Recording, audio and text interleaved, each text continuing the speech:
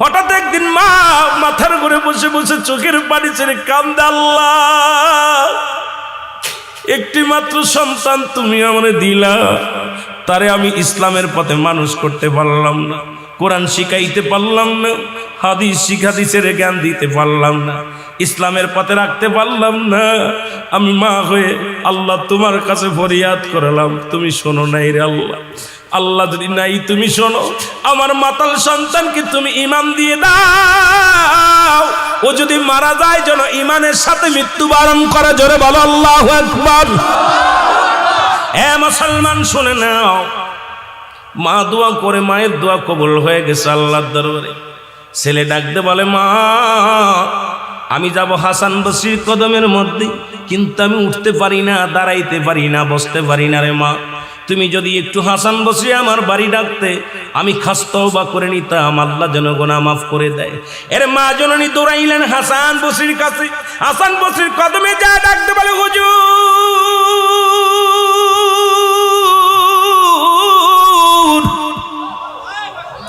আমার মাতাল ছেলে তওবা করতে চায়, কালেমা পড়তে চায়, আপনি যদি আমার সাথে একটু আমার বাসায় যাইতেন গো, তাহলে আমি অত্যন্ত খুশি হতাম আপনার উপরে।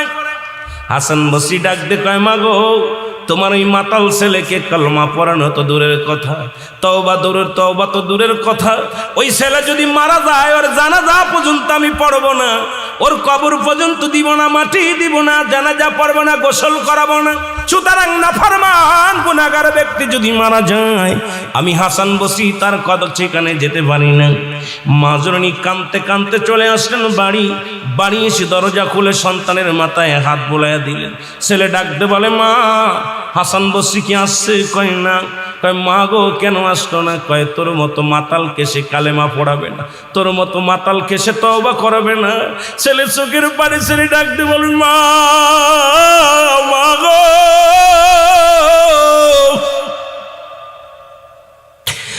আমার মতো পাপীরে যদি দুনিয়ার মানুষ ঘৃণা করে, আমি যদি মারা যাই, জানি আমি মারা যাবো গো মা, মারা গেলে আমার এই লাশখানা কোনো গোরস্থানে শুয়াইবা না, যদি গোরস্থানে শুয়াও তাহলে গোরস্থানের মানুষের কষ্ট হবে রে মা, আমি মারা গেলে আমার গলার মধ্যে রশি লাগাইয়া টানতে টানতে জঙ্গলের মধ্যে ফেলে দিবা রে মা, নাই সমুদ্রে ফেলে দিবা, কারণ আমার মতো পাপীরে যদি গোরস্থানে রেখে দেয় অন্য ভাইয়ের কষ্ট হবে, অন্য ভাই বোনদের কষ্ট হবে। এই জন্য মা গো, আমার দেহ কানা তুমি দুনিয়ার মধ্যে কোথাও দাপন করবা না। মা একটা দাবি করে, যার দুনিয়ার মধ্যে ভুল করেছি রে মা, আমি ক্ষমা চাই। কাঁদতে কাঁদতে সন্তান দুনিয়া থেকে বিদায় হয়ে গেল। আল্লাহু আকবার বলুন। সন্তান মারা গেল, জনম দুঃখিনী মা চোখের পানি ছেড়ে কান্দে, মালিক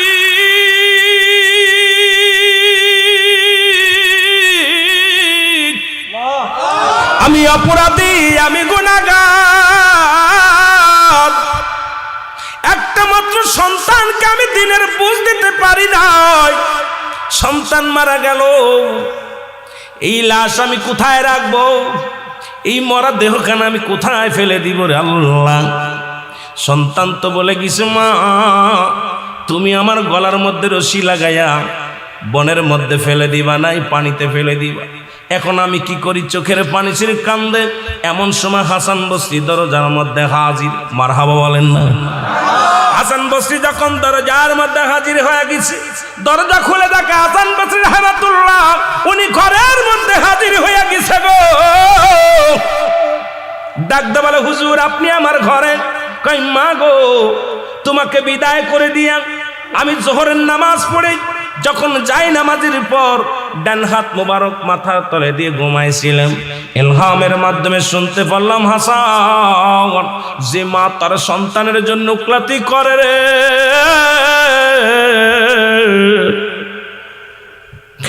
হাসান রে আজকে মা সন্তানের পক্ষে গেছে রে, ওই সন্তানের ফরিয়াদ আমি আল্লাহ কবুল করেছি।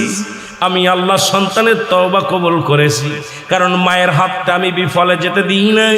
মা জননী হাত উঠাইছে সন্তানের হইয়া, আমি আল্লাহ কবুল করে নিছি রে হাসান, তুমি যাও। মায়ের চোখের পানি জমিনের মধ্যে পড়ে, আমি আল্লাহ সইতে পারি না। তুমি যাই ওই সন্তানকে গোসল করাইবা, তুমি ওই সন্তানকে কাফন পরাইবা, তুমি ওই সন্তানকে দাফন করাইবা, কারণ আমি আল্লাহ ওই সন্তানের ফরিয়াদ তওবা কবুল করে নিছি। জোরে জোরে বলো মারহাবা। হাসান বসরি ডাকতে বলে, মা মা গো, এই দুনিয়ার মধ্যে তোমার দোয়া বিফলে যায় নাই। মাগো, তোমার দোয়া আল্লাহ কবুল করেছে, তোমার সন্তানের তওবা আল্লাহ কবুল করেছে। এ মুসলমান, আজকে সেই সমাজ, এ মুসলমান, এমন মা বাবা যদি কোনো সন্তানের পক্ষপাতী করে গো, তার কপাল খুলে যায়। আজকে অনেকেই ওয়াজ শুনি কিন্তু মা বাবার সাথে খারাপ ব্যবহার করি। অনেক বক্তা মা বাবার ওয়াজ করে কান্দি, অথচ মা বাবার খবর নিই না। ও মুসলমান, আজকে মা বাবা বৃদ্ধ আশ্রমে, মা বাবা বুড়া বয়সে কত কষ্ট করে রে মুসলমান। আজকে মা বাবার হক আমরা আদায় করতে পারি না, আল্লাহর দরবারে কি জবাব দিব রে মুসলমান। আমি এই জন্য আমি আপনাদেরকে বলে যাই, তওবা করবা বেশি বেশি, আর মা বাবার যত্ন করবো বেশি বেশি গো। মা বাবারেও খুশি রাখবা, আমার আল্লাহ রাসূলকেও খুশি রাখবা, ইসলামের বিধান মেনে চলবা, দুনিয়া আখিরাত দুইটাই শান্তি পাবা। জোরে জোরে বলেন ঠিক কিনা? এ মুসলমান, গভীর মনোযোগ। লা ইলাহা, নাই কোনো ইলাহ ইল্লাল্লাহ, এক আল্লাহ ছাড়া, মুহাম্মাদুর রাসূলুল্লাহ, আল্লাহ পাকের প্রেরিত রাসূল বা বান্দা হলো নবী। মারহাবা বলো। আর একটু জোরে। আল্লাহ পাক একমাত্র ঠিকানা হলো রাহমাতাল লিল আলামিন। নবীকে ভালোবাসো, আল্লাহর প্রেমের ডুব দাও রে মুসলমান। এই কালেমা পড়লেন পৃথিবীর মধ্যে, এই কালেমা পড়ে ইসলামের মধ্যে ঢুকলা। আজকে মুসলমান, তুমি আল্লাহ ছাড়া কোনো মাবুদ নাই, অথচ আজকে বাংলার জমিনে মুসলমানেরা কোরআন নিয়ে অবমাননা করা হয়। আজকে কোরআনের প্রতি তওমাত দেয়া হয়, নবীর প্রতি তওমাত দেয়া হয়, সাহাবীদের প্রতি তওমাত দেয়া হয় রে মুসলমান। শুনে নাও, কয়েকদিন আগে বড় কষ্ট পাইলাম, কোরআনকে বলতেছে কোরআনের ভিতর অধিকাংশ আয়াত জাল, কোরআনের ভিতর অধিকাংশ আয়াত হলো বানোয়াট, অথচ আল্লাহ বলেছেন জালিকাল কিতাবু লা রাইবা ফীহি। জোরে বলো মারহাবা। মুসলমান, যার ভিতরে কোনো সন্দেহ নাই, যার কোনো জবর ভুল নাই, জেরের ভুল নাই, নুক্তার ভুল নাই। আজকে বাংলার জমিনের কিছু শায়েখ আছে যারা কোরআনের ব্যাখ্যা দিতে যায় কোরআনের ভুল ধরেছে। আল্লাহ বলে, কারা ধরবে না? হুদাল্লিল মুত্তাকিন। ও মুসলমান শুনে নাও, যারা মুত্তাকিন হবে, যারা মুমিন হবে, কোরআনের অবমাননা করবে না, ইসলামের অবমাননা করবে না। এই জন্য যারা চন্দ্র পূজা করে, যারা প্রতিমা পূজা করে, যারা দুনিয়ার মধ্যে আল্লাহ ছাড়া অন্যকে সাক্ষী বানায়, দেবতা বানায় পূজা করে, আল্লাহ বলে হাবিব ওদের জানায়া দাও। আমি ছোট্ট একটা সূরা পড়ে আলোচনা শুরু করেছি, সূরা ইখলাস। আল্লাহ বলে হাবিব ওদের জানায়া দাও, আল্লাহু আল্লাহু আহাদ আল্লাহুস সামাদ লাম ইয়ালিদ ওয়া লাম ইউলাদ ওয়া লাম ইয়াকুল লাহু কুফুয়ান আহাদ। জোরে জোরে চিল্লায়া চিল্লায়া বলেন আল্লাহু আকবার। আল্লাহ ডাকতে বলে, হাবিব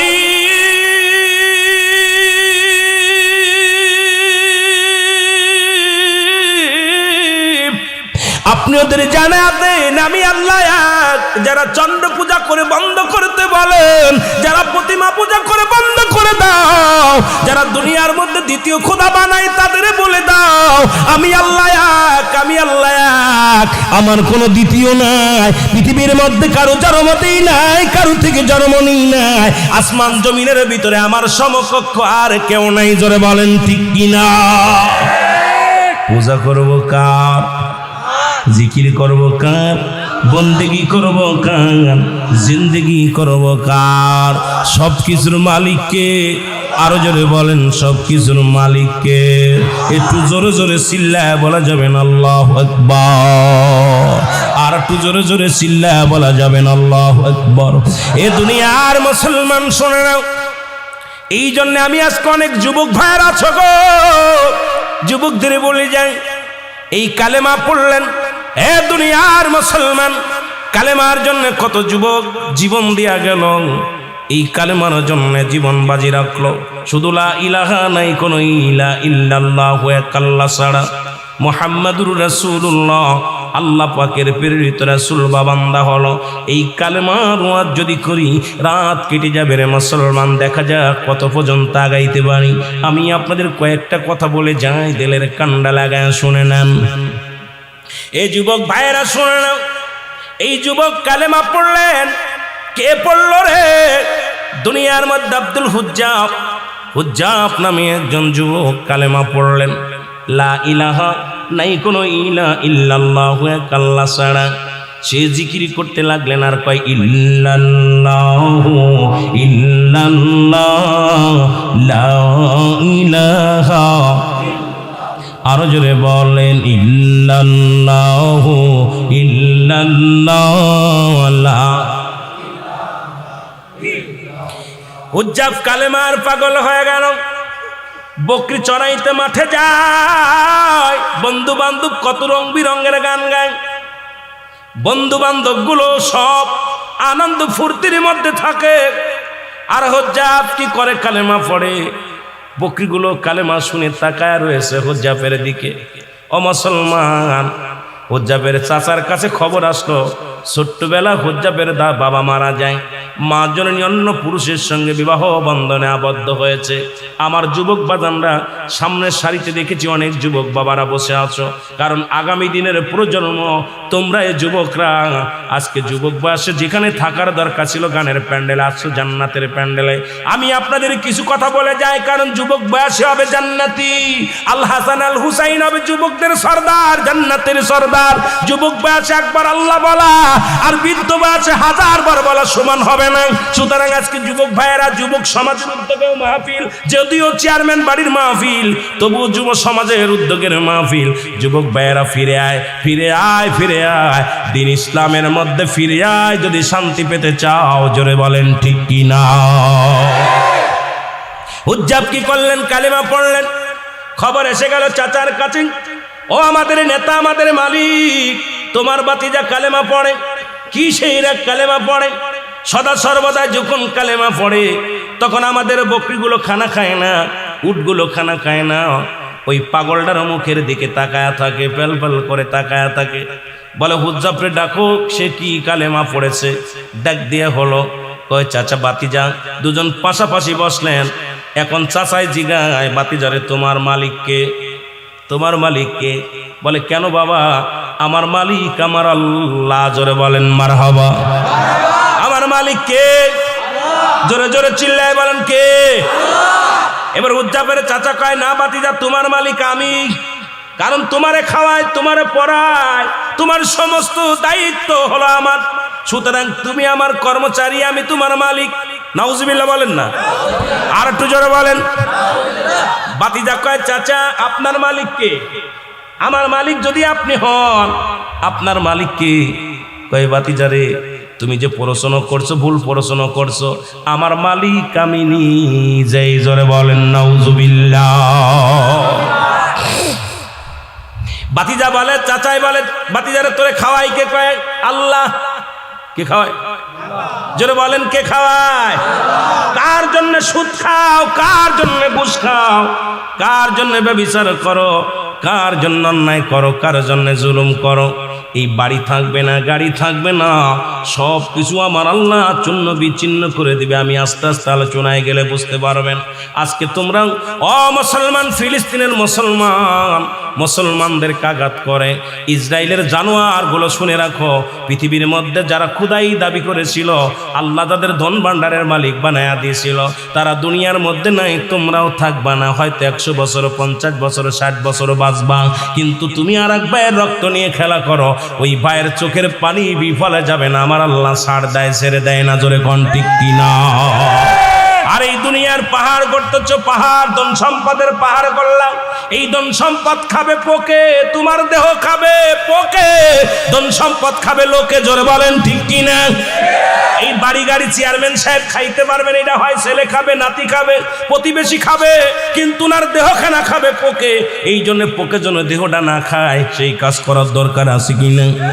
সেই কাজ হলো জান্নাতের বাগান, নামাজ, রোজা, হজ, যাকাত, ইসলামের বিধান মেনে চলতে যদি পারো, তোমার দেহটা যদি সুন্দরভাবে ইসলামের মধ্যে গঠন করতে পারো, তোমার দেহটা কবরের ভিতরে সম্মানের সাথে থাকবে, তোমার কবরে তোমার দেহটা থাকবে, সুন্দর থাকবে, ফেরেশতারা তোমার কবরে সালাম দিবে, তোমার যত্নে রাখবে, আরামে রাখবে।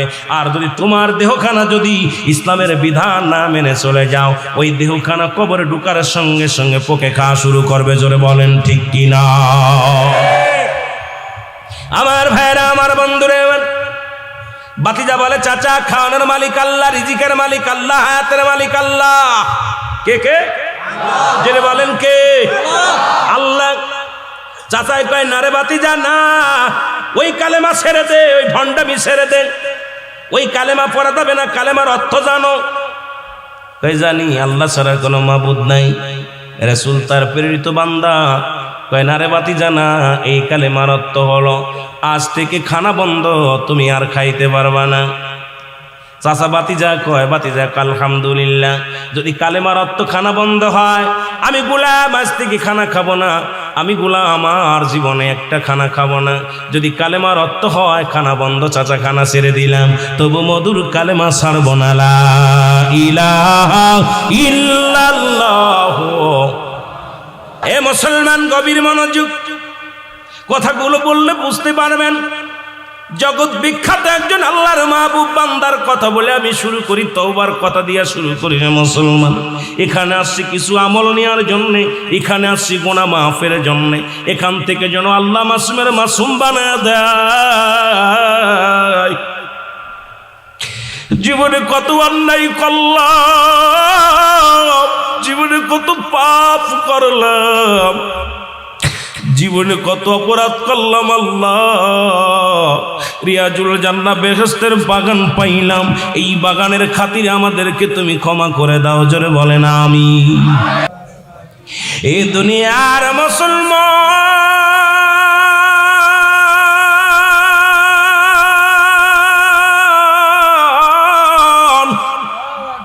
আমি বলতেছিলাম, এক নাম্বার বিপদ হলো মানুষের মরণ,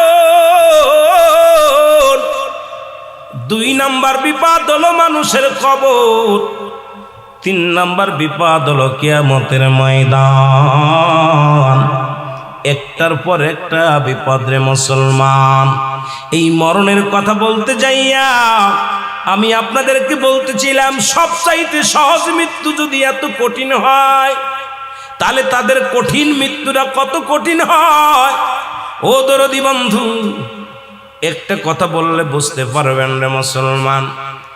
মা মরিয়াম আলাইহিস সালাম, ঈসা ইবনে মরিয়ামের মা, ঈসা নবী একদিন বসে আছে, মা মরিয়াম ডাকতে বলে, বাবা বাজারে যাও, কিছু ফল নিয়ে আসো আমার জন্য, আমি দুঃখিনী মা, কিছু ফল খাবো। মা মরিয়াম যখন হুকুম দিলেন, হযরত ঈসা আলাইহিস সালাম কি ফলের সন্ধানে ঈসা নবী ছাকা নিয়ে ঝুড়ি নিয়ে চলে গেলেন ফল আনতে। বাজারে যখন ফল আনতে চলে গেলেন, আজরাইল আলাইহিস সালাম জমিনের মধ্যে আগমন করলেন। কত ছেলে কলেজে পড়ে লেখাপড়া করে চাকরি করবে, আজরাইল সামনে খাড়া হয়ে গেছে, মোটর সাইকেল নিয়ে গেছে, শেরপুরে বাজারে পথের মধ্যে লাশ হয়ে ফিরেছে। কত কপি বাবারে আমার বিদেশের মাটিতে গেছে টাকা কামাইতে, লাশখানা কফিনে করে এসে গেছে। জোরে বলেন ঠিক কিনা?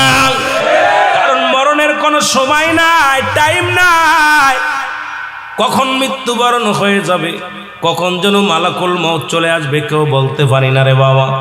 এই জন্য আমি আপনাদেরকে বলে যাই, অনেকে মনে করি বুড়া হলে নামাজ পড়বো, বুড়া হলে রোজা রাখবো, বয়স হলে, এখনো তো বয়স হয় নাই।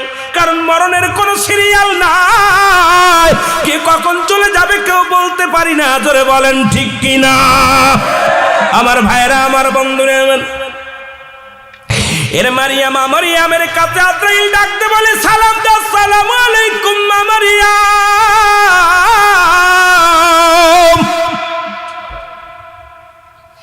মা মারিয়াম ওয়ালাইকুম আসসালাম, কে গো তুমি? বলে, ও মা গো, আমি হলাম আজরাইল। আল্লাহু আকবার বলেন। আজরাইল রে তুমি কিসের জন্য আসছো? কয় মা গো, আল্লাহর হুকুম হয়েছে তোমার জানটা এখন বাইর করব, তোমার রূহটা এখন এই মুহূর্তে তোমার রূহটা ছিনিয়ে নিয়ে হবে, এখনই তোমাকে মৃত্যুবরণ করতে হবে, তোমার রূহটা নিয়ে যাওয়ার হুকুম হয়েছে আমার উপরে। জোরে বলেন আল্লাহু আকবার। আর একটু জোরে বলেন আল্লাহু আকবার। মা মরিয়ম একটা চিৎকার মেরে বলে, আজরাইল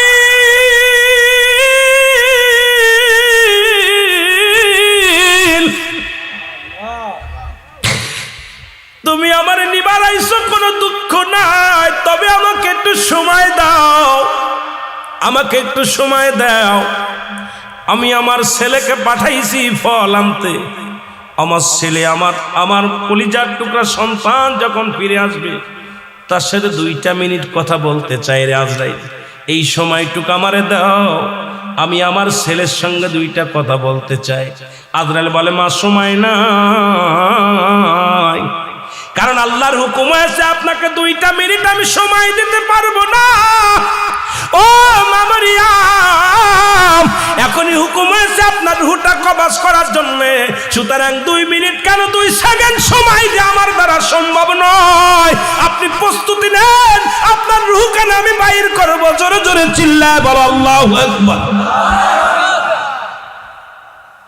আজরাইল হুকুম দিলে, হুকুম পাইলে তোমার মতো মৌলবী আমার মতো মৌলবী মুন্সি দেখার সময় নেই। খালি হুকুম আসতে পারলে দেখা যায় সিজদার মধ্যে পড়ে আছে, রুকুর মধ্যে পড়ে আছে, ঘুমের মধ্যে মরে আছে।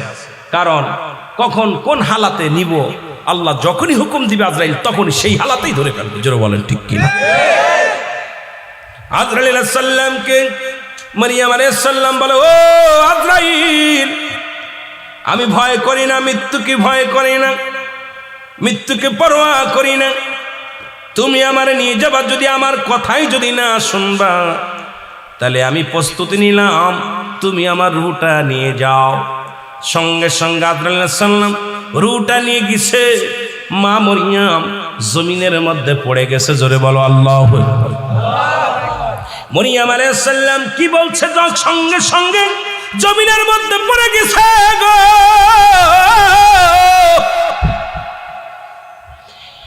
ঈসা আলাইহিস সালাম ফলমূল নিয়ে বাড়িতে এসে দেখে মা জননী পড়ে আছে ঘরের দরজায়।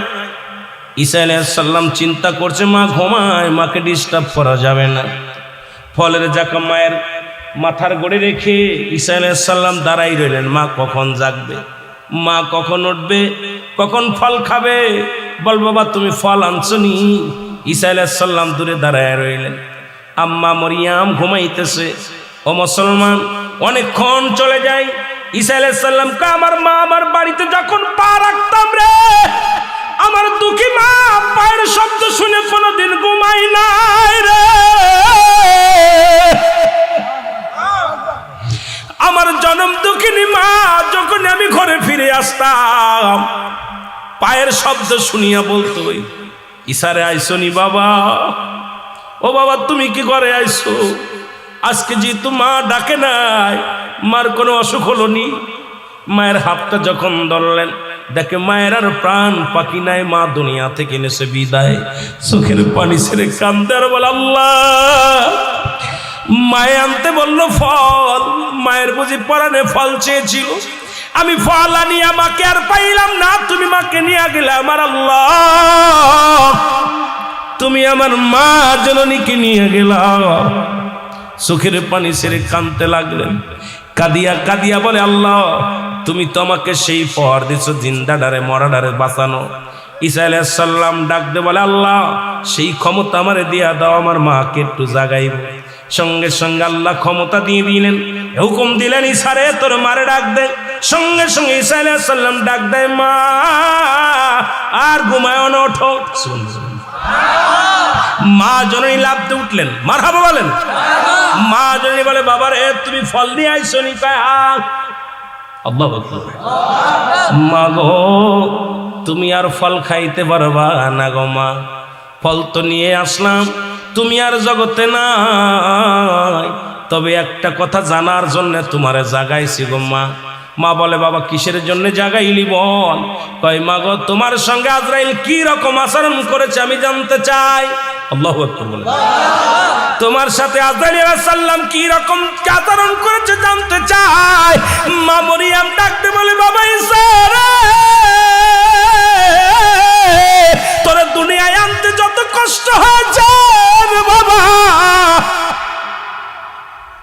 এই দুনিয়ার মধ্যে আজরাইল আমার জানটা যখন বাইর করেছে আমি এত বড় যন্ত্রণা, এত কঠিন যন্ত্রণা ইতিপূর্বে কোনদিন পাই নাই। জোরে জোরে চিল্লায় বলা যাবে না আল্লাহু আকবার। ঈসা আলাইহিস সালাম একটু ক্ষিপ্ত হয়ে গেছে, আমার মা জানটা এত কষ্ট করে। আজরাইল, আজরাইল, আল্লাহ কয় যা আজরাইল, আমার বন্ধু ডাকছে শুনে আই কি কর। আজরাইল শুনে এসে কয় হুজুর আসসালামু আলাইকুম। ওয়ালাইকুম আসসালাম। বলো আমার মা জানটা কেমনে নিছো? তো হুজুর আমার তো আপনি দেখছেন আমার পা জমিনের ভিতরে, মাথাটা আকাশে, আসমানে আমার মাথা মুবারক। সারা পৃথিবীর পানি যদি আমার মাথার ভিতরে ঢেলে দেয় একটু পানি জমিনের মধ্যে পড়বে না, আমি এত বড় দানব। হুজুর আমি তো সবার জান কবাজ করার জন্য দুনিয়া আসি না, একমাত্র আল্লাহ প্রিয় বান্দাদেরকে, বান্দিদেরকে জানটা রুহটা নেওয়ার জন্য আমি আদবের সঙ্গে আসি। সুবহানাল্লাহ বলেন না। অন্য এই সমস্ত ঘুষখোর, সুদখোর, জিনাখোর, ব্যভিচারখোর, বেনামাজি জানটা কবাজ করতে আজরাইল দুনিয়া আসে না। উপর থেকে একটা হুক্কার দিবে, রুহটা সঙ্গে সঙ্গে বাইরে হয়ে যাবে। আর যে আকৃতি ধরবে, ধরার সঙ্গে সঙ্গে কলিজাটা কমিতে পারে, হয় পিছনের রাস্তা দিয়ে, সামনের রাস্তা দিয়ে, চোখ দিয়ে, কান দিয়ে, নাক দিয়ে, কোন জায়গাতে বাইর হবে, পালানোর জায়গা পাবে না।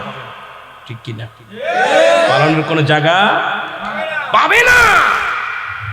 আজরাইল বলো আমার মা জানটা কেমনে করেছে? হুজুর আপনার মাকে আমি সালাম দিয়ে শুধু আপনার মায়ের বুকের উপরে হাত মুবারক রাখছি, এরকম আস্তার গায়ে টাচ দিছি। কোন রকম সন্তান যেমনি মায়ের বুকে দুধ খাইতে খাইতে ঘুমায় যায়, ঠিক আপনার মায়ের জানটা আমি ঠিক এইরূপ ভাবে আমি কবাজ করেছি। জোরে বলেন না মারহাবা। মারিয়াম আলাইহিস সালাম বলতেছে আজরাইল তুমি কি শুনাইলা? এত সহজ মৃত্যু আমাকে এত কঠিন দিছো, আমার সমস্ত দেহের মধ্যে মনে হচ্ছে যে আমার চামড়া ছুলে তুমি কাঁচা মরিচ, এই শুকনা মরিচ আমাকে যেন সমস্ত মরিচ এবং লবণ ডলে দিছো। এত যন্ত্রণা, এত কষ্টে আমার জীবনে আমি এই হায়াতের জিন্দেগিতে আমি পাই নাই। আল্লাহু আকবার বলেন। এই মৃত্যু যদি তুমি এত কঠিন দিতে পারো তাহলে কঠিন মৃত্যুটা কত কঠিন। আজরাইল বলে মাগো পৃথিবীর মধ্যে ওই সমস্ত নাফরমান বান্দাদের রূহটা এমন ভাবে নেওয়া হবে তাদের গায়ের যন্ত্রণা কিয়ামত পর্যন্ত গা থেকে যাবে না। তাদের যন্ত্রণায় ওই কবরে যত ভয়াবহ আযাব আছে, কবরের ভিতরে যত ভয়াবহ জাহান্নামের আগুনের মধ্যে, যত জাহান্নামের অগ্নিকাণ্ডে যত ভয়াবহ আযাব আছে, তার চাইতে সবচেয়ে কঠিন ভয়াবহ আযাব হলো মৃত্যু যন্ত্রণা তাদের। আল্লাহু আকবার বলেন। আরো জোরে, আরো জোরে। তাহলে ইয়া দ্বারা বোঝা গেল যে আমার আপনার রূহটা কেমনে বাইর করে। আমি আপনি এত ফালাফালি করতেছি, এত বাড়াবাড়ি করতেছি, ঘটনাটা কি? ঠিক এই রকম হযরতে আপনার ইদ্রিস আলাইহিস সালামকে জান্নাতের মধ্যে আছে। সুবহানাল্লাহ বলেন না। আরো জোরে বলেন, ভালো করে বুঝে নেবেন। ইদ্রিস আলাইহিস সালাম জান্নাতের মধ্যে আছে, রূহটা কবাস হলো। এরপরে ইদ্রিসকে আবার জিন্দা করলো, আবার তাকে জান্নাতে দিল। ইদ্রিস আলাইহিস সালামকে আল্লাহ জিগায়, ইদ্রিস ও বন্ধু তুমি কি জান্নাত পেয়ে খুশি? বলে হ্যাঁ খুশি হয়েছি, তবে আমার একটা কষ্ট। কি কষ্ট? আল্লাহ তোমার আজরাইল মনে আমার সাথে ভালো ব্যবহার করে নাই, তোমার আজরাইল আমার সাথে দুর্ব্যবহার করছে। কি কারো দুর্ব্যবহার? তোমার আজরাইল আমার রূহটা এমন কষ্ট দিছে, আমার গায়ের যন্ত্রণা যায়নি, আমি ঘুরে শুতে পারি না, বসতে পারি না, দাঁড়াইতে পারি না, আমার গায়ের যন্ত্রণা এখন ছটফট করি, আমি খুব কষ্টের মধ্যে আছি। আল্লাহু আকবার বলেন না। আল্লাহ কয় আজরাইল তাড়াতাড়ি যা। আমার বন্ধু কি কয়? ইদ্রিস আলাইহিস সালামের কাছে আজরাইল আলাইহিস সালাম চলে আসছে। আয়েশা বলতেছে হুজুর আপনার কাছে আমি আসছি, কিছু জানতে চান? কয় আমি তো জান্নাত পেয়ে, আল্লাহর নিয়ামত পেয়ে অনেক খুশি হয়েছি, হ্যাপি হয়েছি, আর নিয়ামতে ভরপুর সব পাইলাম, কিন্তু আজরাইল আগে বলো আমার জানটা কেমনে বাইর করেছিল। ইদ্রিস আলাইহিস সালাম বলা পর আজরাইল আলাইহিস সালাম বলে হুজুর হুজুর আপনার রুহটা আমি এত আসানে যেমন একটা ফুল ছেড়ে বা একটা পিপিলিকায় কামড় দেয়, আপনাকে তো এত পরিমাণও আমি কষ্ট দিই, আপনাকে আমি এত পরিমাণও কষ্ট দিই নাই, শুধু আমার হাত মুবারকের সোয়া দিছি আপনার গায়ের মধ্যে, আপনার সোয়া ও তার আপনার হুকুম নিয়ে আপনার গায়ের মধ্যে সোয়া দিছি, আপনার রুহটা আমি আসান করে এত আসানে সুন্দরভাবে একদম বুলাকে যেমন মাথায় হাত বুলায় বুলায় ঘুম পাড়ায়, আপনার রুহটা ঠিক এত সুন্দরভাবে আমি নিয়েছি। ইদ্রিস আলাইহিস সালাম একটা চিৎকার মেরে বলা, আজরাইল এই যন্ত্রণা এত সহজ মৃত্যু যদি এত কঠিন হয়, তাহলে তুমি যাকে কষ্ট দিয়ে মারবে তাদের কত কঠিন হবে। জোরে জোরে চিল্লায় বলো আল্লাহু আকবার। এই পৃথিবী চিরদিন থাকার জায়গা নাই, অন্ধকার কবর যে তোমার আসল ঠিকানা রে মানুষ, অন্ধকার কবর যে তোমার। এই আমি চলে যাব, আমায় তোমরা ভুইলা যাইও না, আমি চলে যাব, আমার মরণ আসিবে কখন কেউ তো জানি না, আমার মরণ। এর কত মানুষের দাপন করাইলা রে,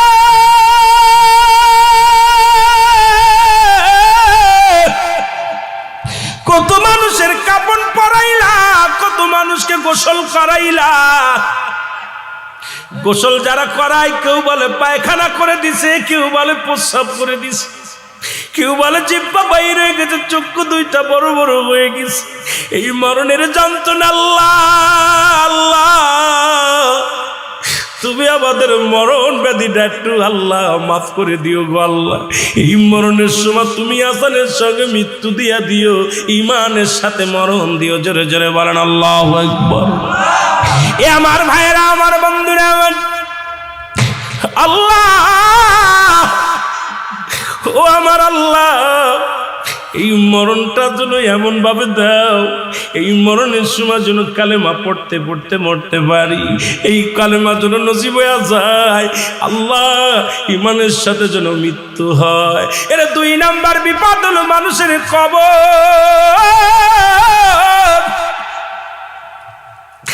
এত ভয় আজকে মানুষের, কবরের ভয় নাই।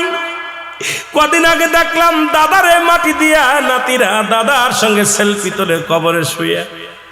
আরে দুনিয়ার কবরের ভয় যদি কোনো মানুষের থাকতো, দুনিয়ায় ঘুষ খাইতে পারতো না, সুদ খেতে পারতো না। কবরের ভয় যদি কোনো বান্দার অন্তরে থাকতো, জীবনে কোনোদিন দুর্নীতি করতে পারতো না।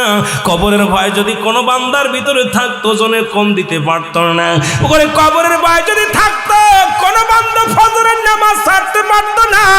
কবরের ভয় যদি থাকতো, দুনিয়ার মধ্যে জিনা করতে পারতো না, ব্যভিচার করতে পারতো না। কবরের ভয় যদি থাকতো, মিথ্যা বলতে পারতো না। আসলে আমাদের কবরের ভয় নাই। ও মুসলমান, দ্বিতীয় বিপদ হলো মানুষের কবর। এই দ্বিতীয় বিপদ হলো আমাদের কবর। জোরে বলেন আল্লাহু আকবার। আজকে আমাদের অন্তর কেন কাঁদে না? কবরের ভয় কেন আমাদের অন্তরে জাগে না রে মুসলমান? আমি দেখলাম, কত জায়গা দেখলাম কবর করে আর সেলফি তুলে ছেড়ে দেয়। রে একবার কি তোর মরণের চিন্তা হয় না? যেখানে কোনো বাতি নাই, যেখানে কোনো সাথী নাই, কোনো বন্ধু নাই। ওরে বন্ধু নাই, বান্ধব নাই, এই ঘরে একমাত্র আমার আপনার হবে ঠিকানা। জোরে বলেন ঠিক কিনা? এ আমার ভাইয়েরা, আমার বন্ধুরা, আমার গভীর মনোযোগ। এই কবরে যেদিন শুয়ে দিবে রে, লম্বা আলোচনা আমি ইতি করবো, বেশি করবো না। আমি যুবকদের দিকে আর একটু যাবো, সমাজের দিকে যাব, বাস্তবমুখী কিছু আলোচনা করব যদি সময় পাই রে মুসলমান। তবে একটা কথা না বললে নয়, আজকে এই চোখের পানি যাদের অন্তরে চোখের পানি আসছে রে মুসলমান, যাদের চক্ষু দিয়া মাছের চোখের মতো একটু গড়ে পড়বে জাহান্নামের ভয়, কবরের ভয়। আল্লাহ, তুমি এই চক্ষু দুটি জাহান্নামে দিও না। আল্লাহ, তুমি আমাদের দিও কেন জাহান্নামে দিও না। আল্লাহ আল্লাহ, এই চেয়ারম্যান বাড়ির মাহফিলের খাতিরে আমাদেরকে ক্ষমা করে দিও। জোরে জোরে বলেন আল্লাহু আকবার। রে আদর করিয়া মানুষ আল্লাহ বানাইয়া বলেন আদর করিয়া মানুষ আল্লাহ বানাই কেমনে দিয়া জাহান্নামে ফেলিয়া বলেন কেমনে দিবা জাহান্নামে মহব্বতে বলেন আদর করিয়া মানুষ আল্লাহ বানাই বলেন আদর করিয়া মানুষ আল্লাহ বানাই কেমনে দিবা জাহান্নামে ফেলিয়া বলেন কেমনে সকলে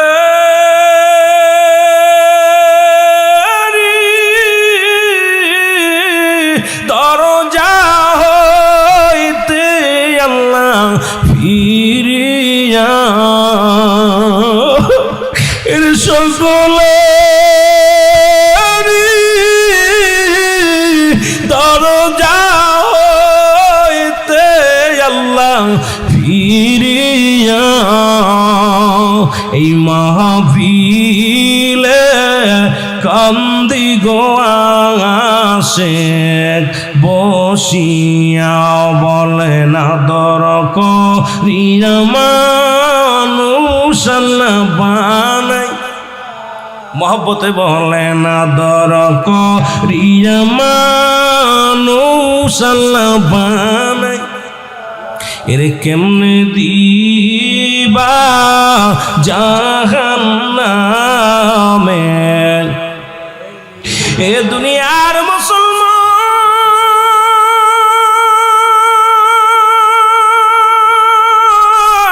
মুসলমান এই আসমান যেমনি বানাইছে বান্দা তোরে এমনি বানাই নাই জমিন যেমনি বানাইছে আমার আল্লাহ এমনি তোরে বানাই নাই এই আকাশ যেমনি বানাইছে আমার আল্লাহ তেমনি তোরে বানাই নাই ফেরেশতাদের যেমনি বানাইছে আমার আল্লাহ এমনি তোরে বানাই নাই এর ফেরেশতা জিন জাতিরে যেমনি বানাইছে আমার আল্লাহ এমনি তোরে বানাই নাই এই দুনিয়া সৃষ্টি যেমনি করেছে রে বান্দা এমনি তোরে বানাই নাই কোন আর ফাকুন বলে সব বাইর হয়ে গেছে পাহাড় জমিন আসমান জমিন যা কিছু আমার আল্লাহ বানাইলো শুধু হুকুম দিয়া বানাইলো আর বান্দারে তোরে আদর করি আমার আল্লাহ কয় বান্দা আমি তোরে আমার কুদরতি হাত দিয়ে বানাইলাম বান্দারে আমার আল্লাহর কুদরতি হাত দিয়ে তোরে বানাইলো একবার তোর মুখের দিকে তাকায়া দেখ তোর কত সুন্দর নাকটা বানাইলো কত সুন্দর মুখটা বানাইলো কত সুন্দর তোর গালটা বানাইলো কত সুন্দর চোখ দুটি বানাইলো কত সুন্দর দুটি কান দিল বান্দারে 3.5 ইঞ্চি 4 ইঞ্চি একটা কপাল দান করলো এই বান্দা হাজারো গুনাহ করিয়া তখন সিজদার মধ্যে যায় বলে সুবহান রাব্বিল আলা আল্লাহ বলে যখন ডাক দেয় আমার আল্লাহ লজ্জা পেয়ে যায় কারণ আদর করে বান্দা বানাইছে এই বান্দা যখন নত সুরে আল্লাহ বলে ডাক দেয় আমার আল্লাহ জিন্দেগির সব গুনাহ মাফ করে দেয় জোরে বলেন মারহাবা এই জন্য ফেরেশতাদের যেমনি বানাইছে বান্দা তোর এমনি বানাই নাই তোর কত দাম এই মানুষের কত দাম মানুষের কত ইজ্জত মানুষকে কত মহব্বত করে আমার আল্লাহ বানাইলো আল্লাহ কয় বান্দা এই আকাশ জমিনের মধ্যে যা কিছু আমি আল্লাহ বানাইলাম শুধু হুকুম দিছি রে বান্দা আমি বান্দা হুকুম দিয়া সব বানাইলাম আর এই মানব জাতিকে আমি আদরের বান্দা বান্দিরে আমি বানাইলাম আমার কুদরতি হাত মোবারক দিয়া সেই আল্লাহ পাকের সঙ্গে নাফরমানি কেমনে করে বান্দা একবার কি মরণের চিন্তা হয় না কবরের চিন্তা হয় না জোরে জোরে বলেন ঠিক কি না আদর করিয়া মানুষ আল্লাহ বানাই বলেন আদর করিয়া মানুষ আল্লাহ বানাই এর কেমনে দিবা জাহান্নামে ফেলিয়া বলেন কেমনে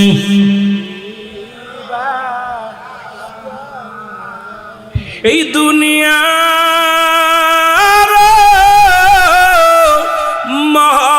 মহব্বতে আল্লাহ পড়িয়া আল্লাহ এই দুনিয়ার মায়ার জালে আল্লাহ পড়িয়া নামাজ রোজা সবই গদিছি সারিয়া পাখি যে দিন ফাঁকি দিয়া চলিবে সোনার খাসা বিছানাতে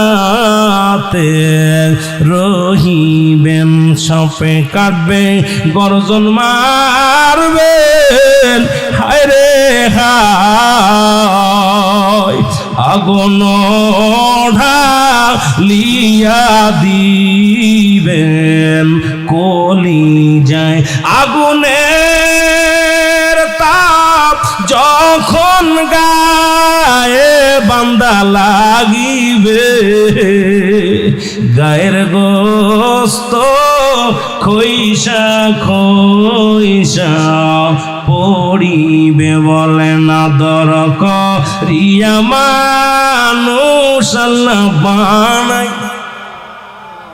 কেমনে দিবা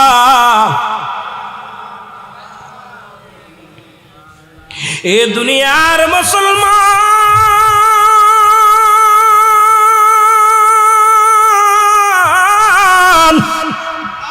আমি এই জন্য বলতেছিলাম দ্বিতীয় বিপদ হলো মানুষের কবর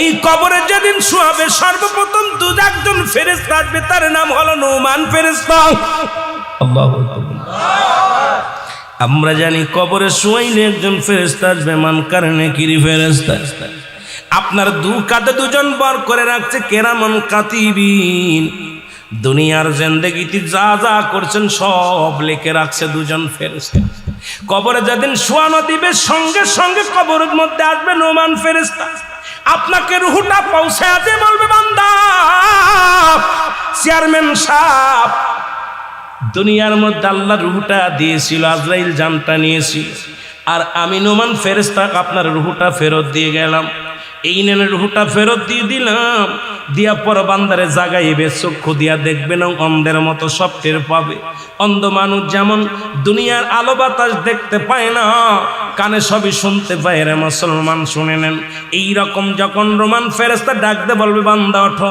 এবার হাতের মধ্যে দুখানা কাগজ আনবে নোমান ফেরেশতা একখানা আনবে বদির কাগজ একখানা আনবে নেকির কাগজ এই কাগজখানা হাতের মধ্যে দিয়া বলবে বান্দারে 80 বছরের জিন্দেগি তুমি পাইলা 70 বছরের জিন্দেগি তুমি পাইলা কত রাকাত নামাজ পড়েছো কত জায়গা কোরআন খতম পড়েছো কত জায়গা তুমি ইসলামের দাওয়াত দিয়েছো কয়টা হাদিস শোনাইছো কয়েকত তুমি নামাজ কাজা দিছো সব কিছু লিপিবদ্ধ আছে গো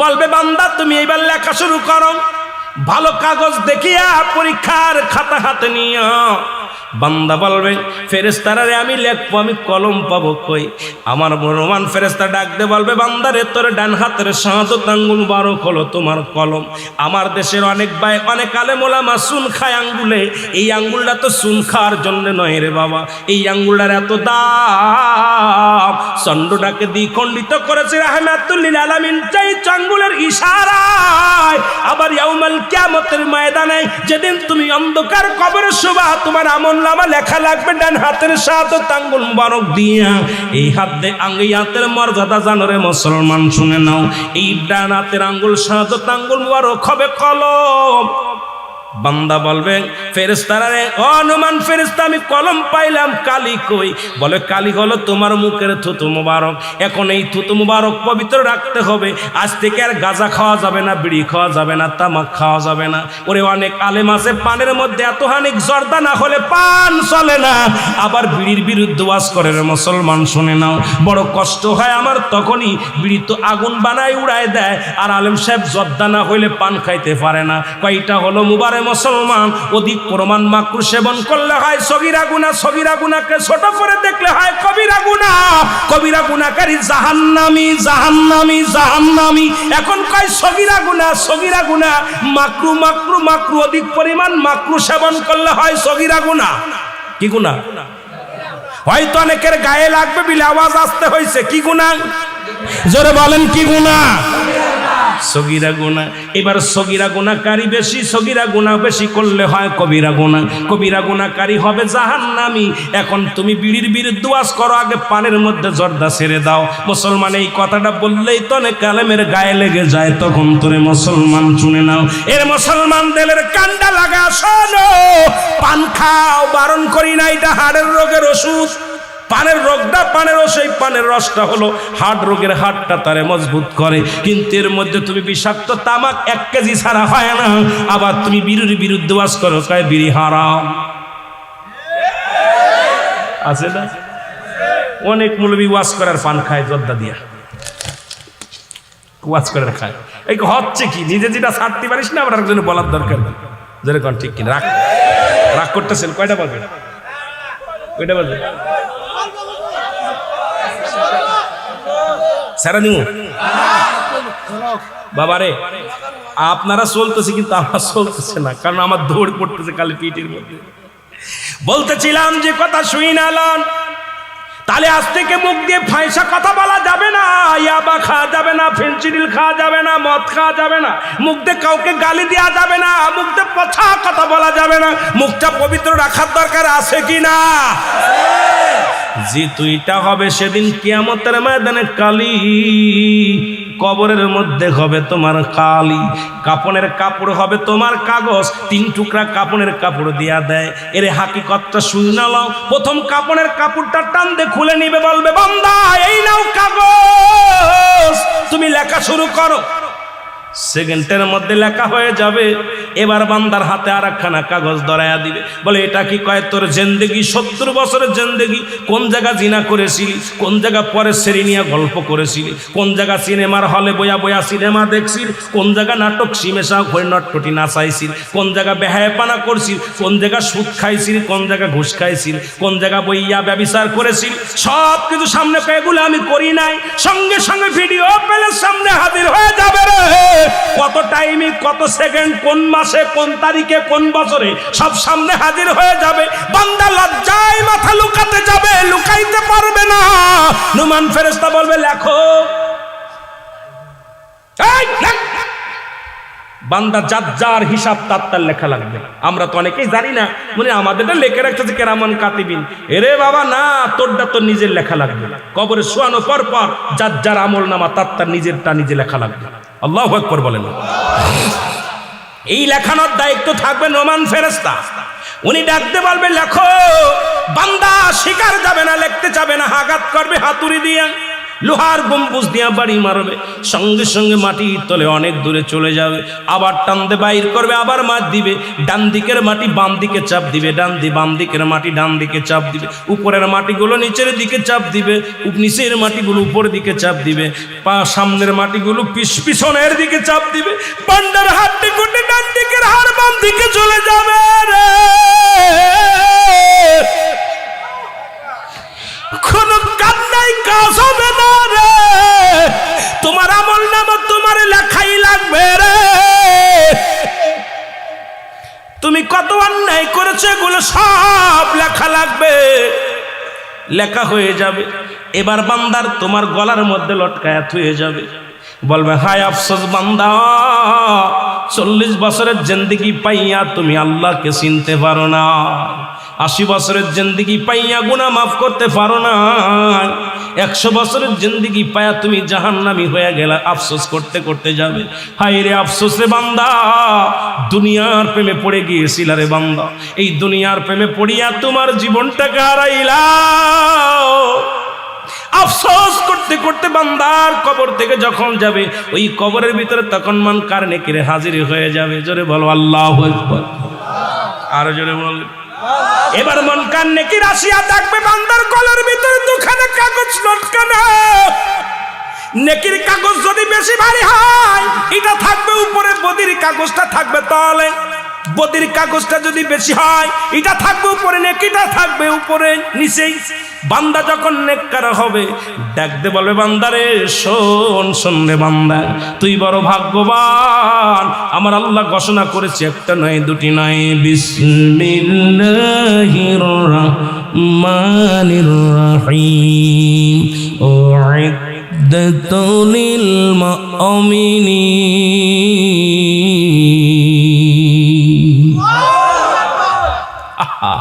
বান্দারে তুই মুমিন, তুমি মুত্তাকিন, তোর জন্য প্রস্তুতি আছে, একটা নয় দুটি নয়, 8টা। কয়টা? তোর জন্য প্রস্তুতি করে রাখছে আমার আল্লাহ 8টা জান্নাত। কয়টা জান্নাত? জোরে বলেন, কয়টা জান্নাত? ভয় পান না? কয়টা জান্নাত? যেতে চান না কিরা কিরা একটু হাত তোলেন। চান না? যেতে চান না কিরা কিরা? আরে বাবা, শেরপুরের মানুষ ধরা পড়ে গেছে।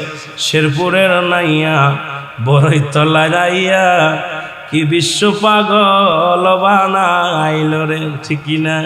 এই শেরপুরের মানুষ ধরা পড়ে গেছে রে বাবা। জান্নাতে যেতে চাই সবাই, জোরে বলেন ঠিক কিনা? আর জোরে বলেন ঠিক কিনা? এ মুসলমান, জান্নাতে যেতে চাই, জোরে বলেন ঠিক কিনা? আরো জোরে, আরো জোরে, ঠিক কিনা? ও মুসলমান, কয়টা জান্নাত? কয়টা জান্নাত? সব করাই চাই, কতক্ষণ? সব করাই। কারণ আল্লাহর গোলামি করবো, একটা নয়, সব করা চাই, সব বাড়ি আমার। কতক্ষণ?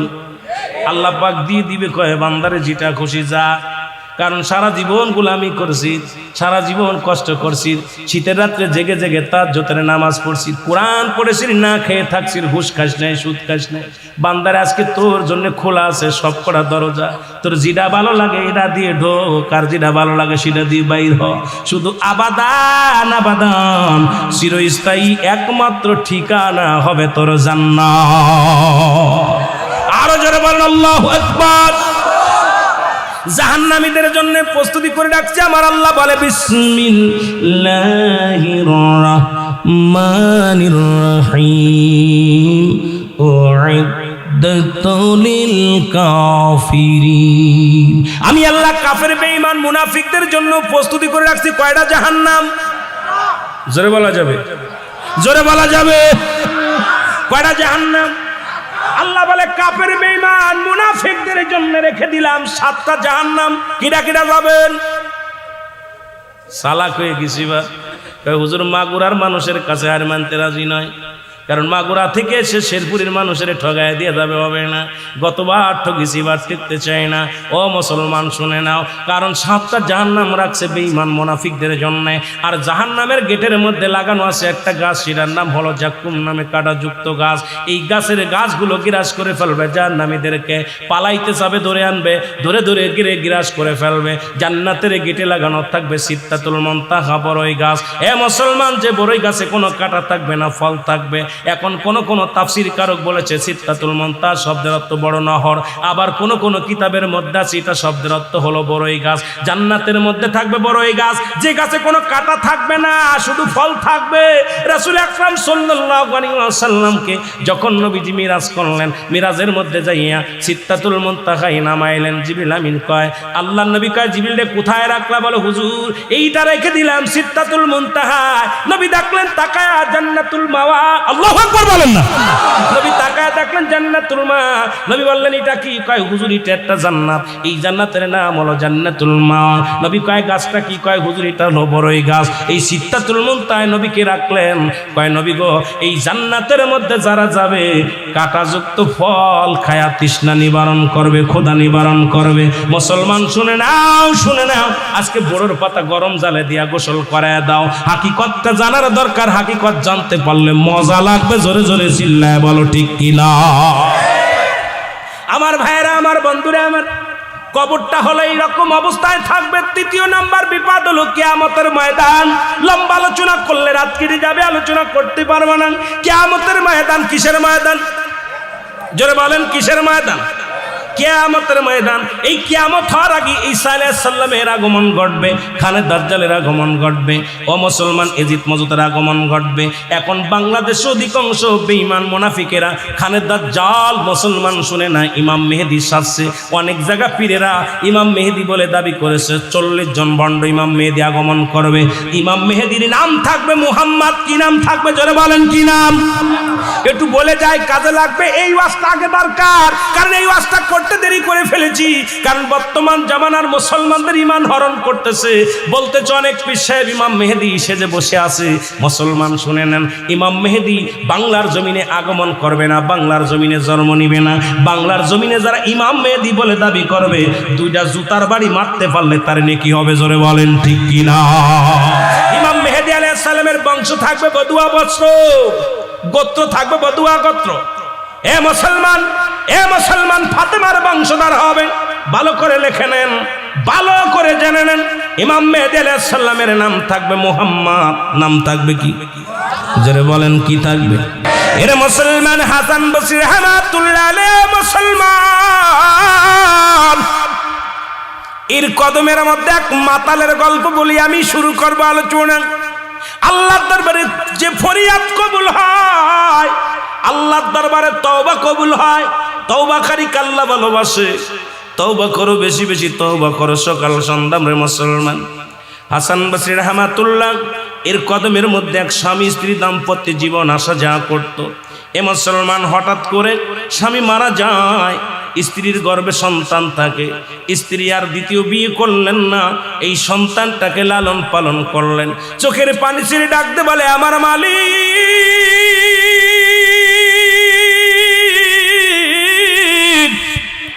আমি এই সন্তানকে কোরআনের শিক্ষা দিব, হাদিসের শিক্ষা দিব, এক বড় আলেম বানাবো। দুনিয়ার মধ্যে জগৎ বিখ্যাত একজন আল্লাহর আলেম বানাবো রে আল্লাহ। জীবনের দ্বিতীয় বিয়ে করব না, আমার জীবনটাকে সংগ্রাম করে আমি গাজী হয়ে দুনিয়ার মধ্যে বেঁচে থাকবো। মেয়েটা তো মারা তো এমনই হয়। আজকে আমার যে মা বোনের আলোচনা শোনো, তারাও কান্দি, একটু আলোচনাটা শুনবা। এর সন্তান বড় হলো, আস্তে আস্তে নামাজ ছেড়ে দিল, রোজা ছেড়ে দিল। ছেলে মাতাল হয়ে ঘোরাঘুরি শুরু করলো। ছেলে এক ওয়াক্ত নামাজ পড়ে না, মায়ের কোনো আদেশ শোনে না। কিন্তু জনম দুঃখিনী মা প্রতিনিয়ত সন্তানের জন্য দোয়া করে, আল্লাহ তুমি আমার সন্তানকে তুমি হেদায়েত দান করো, আমার সন্তানকে তুমি আলেম বানায়া দাও, আমার সন্তানকে তুমি অপরাধ জগৎ থেকে ফিরিয়ে দাও, আমার সন্তানকে তুমি দুনিয়ার মধ্যে ইসলামী জ্ঞান শিক্ষা করায়া দাও। আল্লাহ আমার সন্তানকে তুমি ঈমান দাও, আমার সন্তান যেন জাহান্নামী হয়ে না যায়। জোরে বলো আল্লাহু আকবার। কিন্তু সন্তান কোনো কথা শোনে না। মানুষের অসৎসঙ্গ পাইয়া, গাজামত খাইয়া মাতাল হইয়া ঘুরাতে করে সন্তানের মরণ ব্যাধি হলো। ব্যাধি হয়ে ঘরের মধ্যে বিছনায় পড়ে গেল।